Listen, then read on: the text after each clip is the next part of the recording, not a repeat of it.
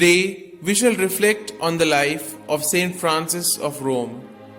Francis de Busseau was already conspicuously devout as a child of 6 and was looking forward to the life of a religious when at the age of 12 she bowed to the wishes of her parents and married young Lorenzo de Ponziani, a pious and virtuous nobleman of Rome. Blessed with 6 children, their 40 years of marriage was a happy one, never once marred by a quarrel, and though she had the gift of observing prayer and detachment from earthly things, she always maintained that a devout married woman must never forget that she is a housewife and that at times she is obliged to leave her devotions at the altar in order to find God in her domestic duties. During the Western Schism, Rome was in a pitiable state and repeatedly subject to pillage and famine. In the year 1408, disaster struck the Francis family. Her husband, as head of one of the chief papal families, was taken prisoner by the invading troops of Ladislaus of Naples, and her 8-year-old son was demanded as hostage.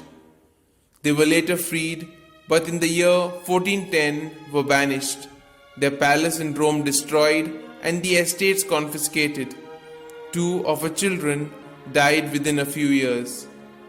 Francis' example of personal sanctity and moderated penances, her zeal for souls and charity towards the poor, served to draw numerous Roman noble women away from a life of idle luxury, and in the year 1433 they formed the Benedictine Oblate Congregation of Tor Tespeci, whose constitution was formally approved by Pope Eugene IV in 1433.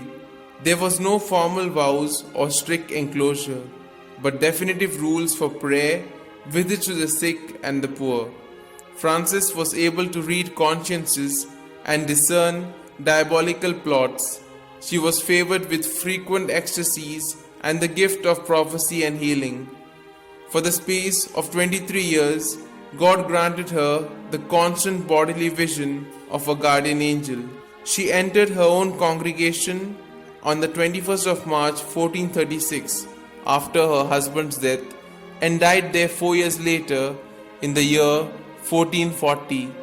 She was canonized on the 29th of May 1608 by Pope Paul V.